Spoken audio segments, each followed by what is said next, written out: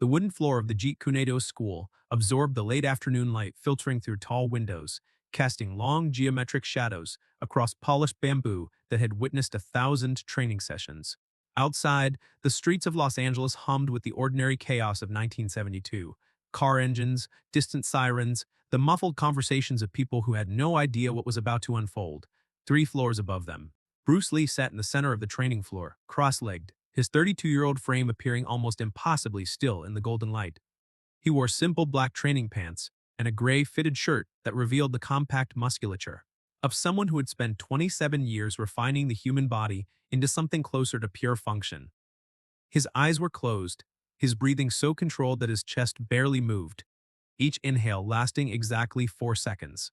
Each exhale releasing tension from muscles that could explode into motion faster than most people could register. This wasn't shoshi, this wasn't rest, this was active meditation, the practice he'd learned to quiet the constant storm of thoughts that plagued every fighter who'd ever stepped into real combat. The kind of mental discipline that separated those who merely threw punches from those who understood the philosophy beneath the fist. Around him, the school held that particular quality of emptiness that feels heavy rather than light. Training equipment lined the walls, heavy bags suspended from reinforced ceiling beams, wooden dummies scarred from 10,000 strikes, mirrors reflecting the space back onto itself. The air carried the faint scent of liniment oil, sweat absorbed into wood drain, and the jasmine incense Bruce burned during meditation sessions. 3 students trained quietly in the corner, their movements deliberately subdued out of respect for their instructor's practice. James, a 26-year-old student who'd been training under Bruce for 8 months, worked through a form with painful slowness, trying to achieve the precision his teacher demanded. Sarah, one of the few women Bruce accepted as a serious student, held a plank position, her arms trembling but her jaw set with determination. And Marcus, a former collegiate wrestler who, discovered that grappling knowledge meant nothing without understanding flow, practiced footwork patterns, his shoes whispering against the floor. They all knew the rule. When Bruce meditated, you trained in silence. You respected the practice. 11 seconds, that's all it would take. 11 seconds to demonstrate a truth that most fighters spend their entire lives failing to understand. But first, the interruption. The door burst open with a violence that shattered the room's carefully maintained tranquility. It didn't swing open. It was kicked, the flat of a boot striking wood with enough force to make the hinges protest and send. The door crashing against the interior wall. The 3 students froze mid-movement. Bruce's eyes remained closed, but something shifted in his posture, the smallest tightening around his mouth, a fractional adjustment in his breathing pattern. The man who entered did so with the aggressive confidence of someone who'd never been truly humbled. Victor Chen stood 6 feet tall, outweighing Bruce by at least 40 pounds of muscle that he'd cultivated through years of traditional kung fu training and an obsessive weightlifting regimen. He was 34 years old, wearing an immaculate white GI that probably cost more than most people's monthly rent. The fabric so crisp it looked like it had been starched specifically for this confrontation.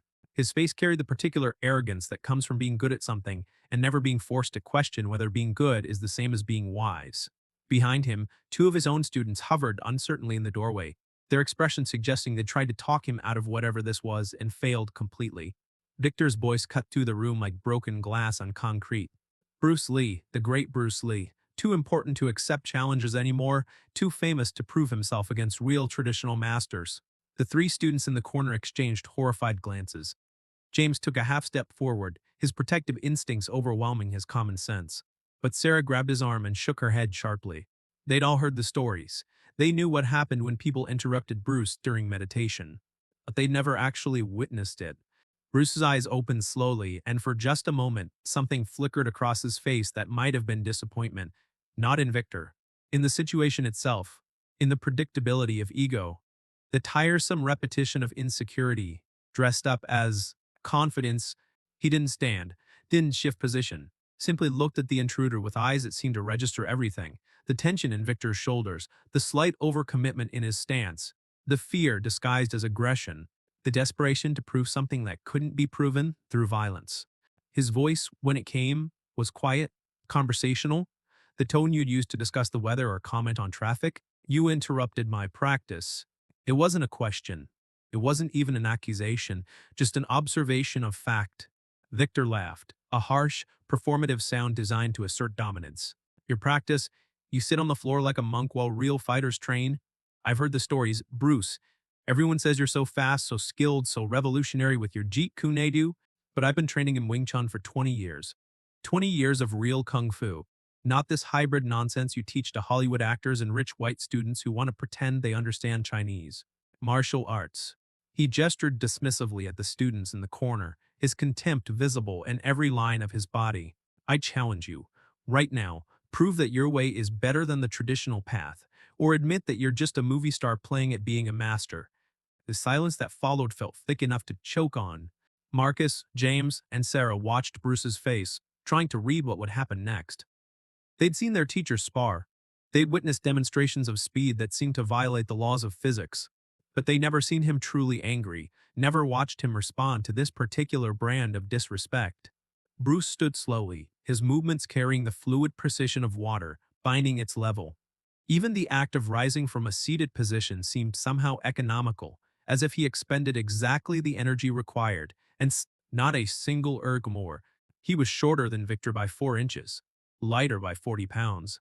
And yet, as he settled into a natural standing position, something about the space seemed to recalibrate around him, the way a room adjusts when someone truly dangerous enters it, even if that danger is currently leashed by choice rather than inability. His voice remained quiet, but it carried to every corner of the room with perfect clarity. You want to fight me because you're afraid not of losing, of discovering that everything you've invested 20 years believing might be incomplete. That's the real challenge here. Not whether you can hit me, whether you can admit you don't know everything. Victor's face flushed red, anger replacing the performative confidence. I'm not afraid of anything, least of all you. You talk philosophy like a coward. Real fighters don't need words. They need skill. Show me this legendary speed everyone worships. Or are you scared that without camera tricks and favorable editing, you're just another? He didn't get to finish the sentence. Bruce moved. There are moments in combat that happen too fast for the conscious mind to process in real time. Moments where the body has already reacted before the brain registers what occurred. Where witnesses can only reconstruct the sequence afterward, piecing together fragments of motion, like archaeologists assembling a skeleton from scattered bones. This was one of those moments. Later, when James, Sarah, and Marcus would describe what they saw, their accounts would sound almost identical, carrying the stunned precision of people who'd witnessed something that rewrote their understanding of human capability. Bruce's right hand moved first, not a full punch, but a stop hit, an intercepting strike that caught Victor mid-sentence, mid-thought, mid-breath. The strike landed on Victor's solar plexus with surgical precision. Not hard enough to seriously injure, but with sufficient force to completely disrupt his breathing pattern and send a shockwave through his nervous system. That was second one. Victor's mouth opened in a reflexive gasp that produced no sound because his diaphragm had temporarily forgotten how to function. His hands came up instinctively to protect his torso, his traditional training asserting itself through muscle, memory, but Bruce was already moving to his second target, a left-hand strike, open-palmed, that deflected Victor's rising guard outward while simultaneously creating an opening. The movement carried multiple purposes: defense, offense, and positional control, executed in a single fluid motion that exemplified everything Bruce had spent years trying to articulate about efficiency in combat. Second 3, Victor tried to reset his stance, his brain screaming at his body to execute the defensive forms he'd practiced 10,000 times. His weight shifted backward, his lead leg starting to retract into a more defensive posture. Bruce's right leg swept forward in a low kick that never actually made contact with Victor's knee but came close enough that Victor's body reacted instinctively, his weight shifting further back to avoid an impact that never came. Second 4, the room had become a tableau of frozen witnesses and explosive motion. Victor's students in the doorway stood paralyzed, their hands half raised as if they might intervene, but their bodies locked by the sheer speed of what was unfolding. Bruce's students had moved closer unconsciously, drawn by the gravitational pull of mastery demonstrating itself. Bruce's left hand shot forward again, this time toward Victor's face. Another feint, another technique designed not to cause damage but to create reaction, to show how easily he could have landed the strike. To demonstrate the vast gulf between Victor's defense and Bruce's offense, Victor's head snapped back, his eyes wide with a mixture of shock and the first creeping edges of genuine fear. Not fear of injury, fear of irrelevance. Fear that everything he believed about combat was being systematically dismantled by someone who moved like physics had agreed to make an exception. Second 7, Bruce pivoted on his lead foot, his body rotating with balletic precision, and his right hand traced a path through the air that ended with his knuckles resting gently, almost tenderly, against the left side of Victor's jaw. Not a punch, a placement, a demonstration that he could have ended the confrontation with knockout force, but chose education instead. Second 8. Victor tried to mount some kind of counterattack, his right hand finally completing its delayed journey toward Bruce's head in a traditional straight punch that carried 20 years of training and absolutely zero chance of connecting. Bruce simply wasn't there anymore. He'd shifted his weight, adjusted his position by perhaps 6 inches, and Victor's punch cut through empty air with the sad futility of someone swinging at a ghost. Second 9. Bruce's left hand caught Victor's extended wrist, not grabbing but guiding, using the momentum of the failed punch to rotate Victor's entire body off balance. It was Aikido principles applied through a Wing Chun framework, filtered through boxing, footwork, executed with the devastating simplicity that defined Jeet Kune Do. Victor stumbled, his feet tangling as a center of gravity went somewhere his body didn't expect. And for a moment, he was completely helpless, suspended in that terrible space where a fighter knows they're beaten but hasn't hit the ground. Yet, second 10, Bruce could have thrown him, could have swept his legs and sent him crashing to the wooden floor with the kind of impact that ends fights and sometimes careers, could have demonstrated total dominance in the language that traditional martial artists understood best, complete physical superiority. Instead, he simply released Victor's wrist and stepped back, his hands returning to a neutral position, his breathing still controlled and even, as if the previous 10 seconds had required no more effort than the meditation that preceded them. Second 11. Victor caught his balance, his feet finding purchase on the floor, his body remembering how to stand upright through sheer muscle memory, because his conscious mind had completely abandoned the task. His face had transformed from arrogant confidence to something much more complex, a mixture of shock, humiliation, confusion, and the first terrible dawning of understanding that he'd just been taken apart by someone who wasn't even trying to hurt him. The silence that followed those 11 seconds felt heavier than the confrontation itself. Bruce stood 3 feet away, his posture relaxed but ready, his eyes watching Victor with an expression that held no triumph, no mockery, no cruelty, just assessment, just patience, just a teacher waiting to see if the lesson had landed. Victor's chest heaved as his breathing returned to something approaching normal, his hands still raised in a defensive position that no longer served any purpose. His 2 students in the doorway looked like they wanted to disappear into the walls. James, Sarah, and Marcus wore expressions of absolute awe, their mouths slightly open, their eyes wide. Their understanding of what was possible permanently expanded. Victor's voice, when he finally found it, came out hoarse and broken. How how did you... He couldn't even formulate the complete question. How did you move that fast? How did you see everything I was going to do before I did it? How did you dismantle 20 years of my training in less time than it takes to tie a shoe? Bruce's expression softened slightly, the hard edge of combat awareness fading into something more human, more accessible. Because I wasn't fighting your body, I was reading your intention.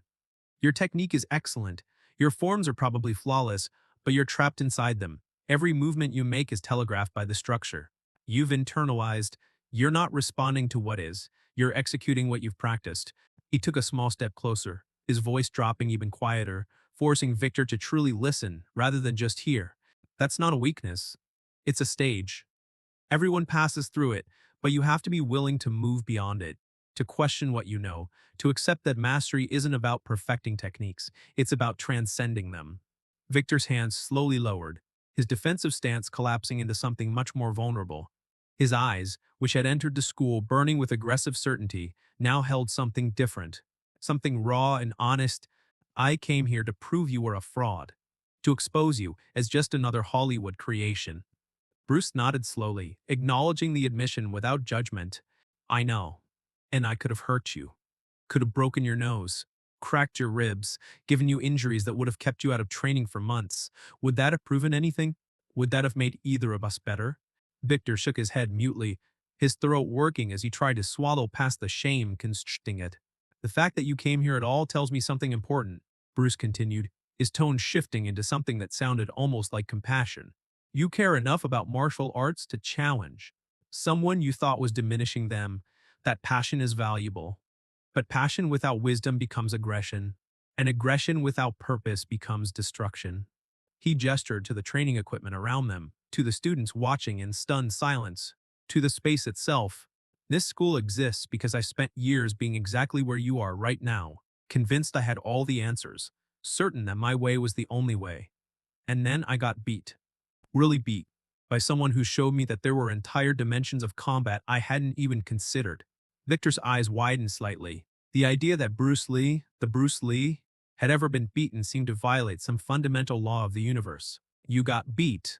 Bruce smiled, and for the first time since the confrontation began, genuine warmth entered his expression. Of course, multiple times. Every real martial artist has. That's how you learn what your training is actually worth.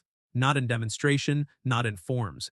In the moment when someone challenges everything you think you know and your techniques, either work or they don't. He paused, letting the statement settle into the space between them. The question isn't whether you get beat. The question is what you do with the information afterward. Do you make excuses? Blame your opponent? Insist that your techniques would have worked if only the circumstances were different? Or do you go back to training with humility and ask yourself what you're missing? Victor's shoulders sagged, the aggressive tension that had propelled him through the door now completely drained. He looked younger suddenly, less like a confident master and more like a student confronting the vast ocean of everything he didn't know. I've wasted 20 years. The words came out barely above a whisper, heavy with the weight of sudden realization. Bruce shook his head firmly. No, you've invested 20 years building a foundation. Everything you've learned has value. The forms, the discipline, the conditioning, it all matters. But now you have a choice. You can decide that because your training didn't prepare you for this specific moment, it's worthless. Or you can use this moment to expand what you know instead of abandoning it. He moved closer still, until he was standing directly in front of Victor, his hand reaching out to rest briefly on the taller man's shoulder. I'm not your enemy. Traditional kung fu isn't my enemy. Rigidity is the enemy. Ego is the enemy. The belief that you've finished learning is the enemy. Everything else is just tools and techniques. Victor's eyes were wet now, tears threatening to spill over, the emotional dam breaking under the weight of being shown mercy when he'd expected humiliation. Why didn't you just destroy me? You could have. In front of everyone. You could have made me look like a complete fool. Bruce's hand dropped away, his expression becoming serious again. Because destroying you would have been easy. Teaching you is difficult. Anyone can humiliate an opponent. That takes no skill, no wisdom, no restraint. But helping someone become better, showing them that their potential exceeds their current ability, that takes actual mastery. He stepped back, creating space again, his voice rising slightly so that everyone in the room could hear clearly. Every person who walks through that door carrying aggression and challenges arrives here because somewhere, deep down, they want to learn something. They want to grow. They want to discover if there's more than what they currently know. The aggression is just fear dressed in different clothing. Fear that they've wasted time. Fear that they chose wrong. Fear that they're not as good as they thought. His eyes swept across the room, taking in his own students, Victor's students, and Victor himself. My responsibility isn't to confirm those fears. It's to show people that fear is just the threshold of growth. You only fear being wrong if you care about being right. And caring about truth is the first requirement of any real martial artist. Marcus, James, and Sarah absorbed the words like they were physically nourishing, their faces reflecting the profound impact of watching philosophy and practice merge into seamless demonstration. Victor drew a shaky breath, his hands coming up to scrub across his face, trying to compose himself. Would you teach me? I know I don't deserve it after coming here like this, after insulting you, after... Bruce held up a hand, stopping the spiral of self-recrimination. Everyone deserves teaching if they're willing to learn, but you have to understand what you're asking.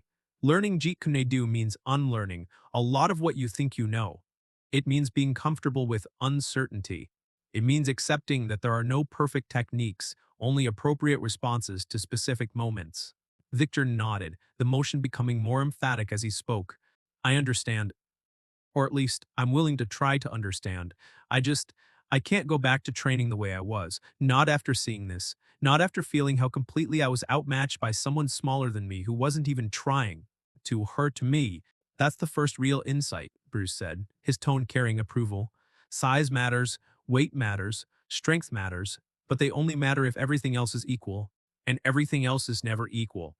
Understanding, speed, timing, positioning, psychological advantage, those are the things that determine outcomes. The rest is just statistics. He walked over to one of the wooden dummies, his hand resting on the worn surface where countless strikes had left their mark. This dummy has been hit 10,000 times by students learning Wing Chun techniques. Every strike perfect, every angle precise, every movement exactly according to the form. But the dummy doesn't move, doesn't adapt, doesn't surprise you with attacks you didn't anticipate. Real combat is nothing like the dummy. Real combat is chaos trying to kill you while you try to find patterns in the common chaos. Victor listened with the intensity of someone whose entire worldview had been shattered and rebuilt in the span of 11 seconds. So, how do I train for chaos? Bruce smiled again, this time with the satisfaction of a teacher recognizing that the right question had finally been asked. You start by accepting that control is an illusion. You can't control what your opponent does. You can only control your response. And the faster you can perceive and respond, the more it looks like you're controlling the fight. But you're not. You're just flowing with it faster than they can adapt. He demonstrated with a quick series of movements against the wooden dummy, his hands and feet finding targets with the inevitable precision of water finding cracks in stone. See how I'm not thinking about technique? I'm thinking about targets and opportunity. The technique emerges from the situation. If I'm thinking now I'll execute technique 47, I've already lost. Because the situation has changed by the time I finish the thought. Victor watched with the desperate attention of someone trying to absorb an entire system through observation alone. Come here, Bruce said, gesturing Victor closer. I'm going to attack you slowly. Don't defend using any techniques you've learned.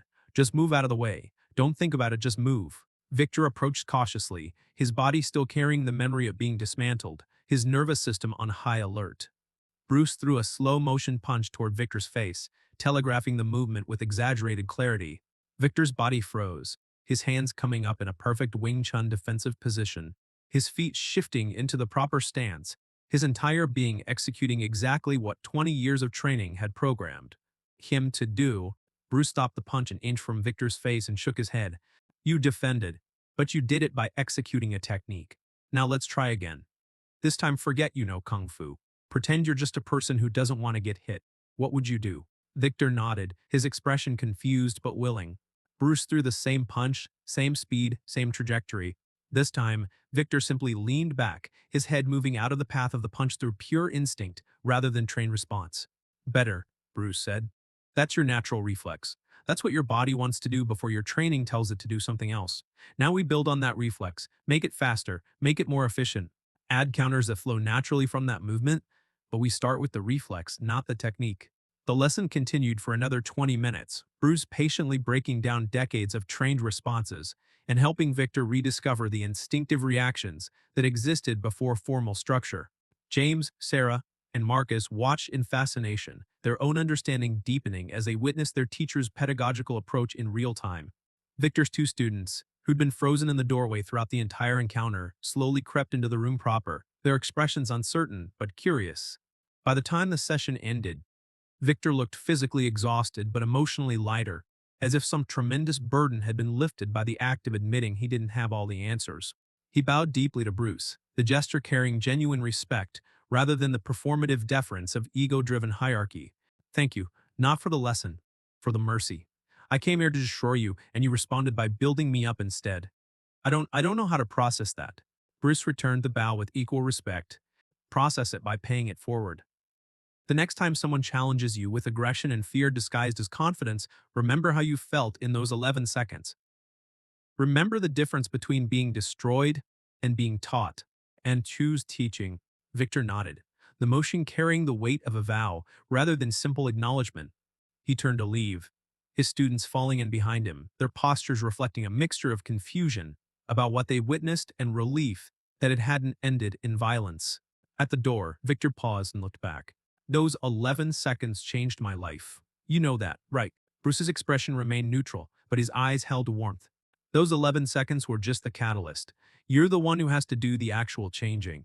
Come back next week if you're serious about learning, but understand it's going to be harder than anything you've trained before, because you're not just learning new techniques, you're unlearning old patterns. I'll be here, Victor said, and the certainty in his voice suggested he meant it. After he left, silence filled the school again, but it felt different from the meditative quiet that had preceded the interruption. This silence carried weight, carried meaning, carried the residue of a lesson that everyone present would remember for the rest of their lives. James was the first to speak, his voice awed and slightly shaken. That was 11 seconds. We counted 11 seconds to completely dismantle someone who's been training for 20 years. Bruce settled back onto the floor, resuming his cross-legged position, his hands resting on his knees. 11 seconds to show him that speed and technique aren't the same thing as understanding. But that was the easy part. The hard part is what comes next, whether he actually does the work to change, or whether he decides it's too difficult and goes back to what's comfortable. Sarah moved closer, her expression thoughtful. You could have destroyed him. Why didn't you? Not because you're merciful, I mean, you are. But what's the actual strategic reason for teaching instead of destroying? Bruce's eyes opened, and he looked at her with the particular attention he reserved for students who asked questions that revealed deeper thinking. Because destruction is finite, teaching is infinite. If I'd broken his nose, hospitalized him, humiliated him completely, what would I have gained? One person who hates me. One person who might spend years plotting revenge or spreading stories about how I'm a bully who beats up people who challenge me. One person who learns nothing except that violence wins. He paused, letting the words settle. But by teaching him, by showing mercy when I could have shown cruelty, I gained something much more valuable. I gained someone who might become a better martial artist, someone who might teach others the lesson he learned here, someone who might, 20 years from now, be standing where I am and making the same choice when someone challenges him. Marcus spoke up, his voice carrying a question he'd clearly been wrestling with. But what if he doesn't learn? What if he goes back to his school and tells everyone you were afraid to really fight him, that you only won because you surprised him? Bruce shrugged, the motion economical and unconcerned. Then he doesn't learn, and that's his choice. I can control what I do. I can't control what he does with it. But I know what happened in those 11 seconds. Everyone in this room knows what happened. That's enough. The truth doesn't require universal acknowledgement to remain true.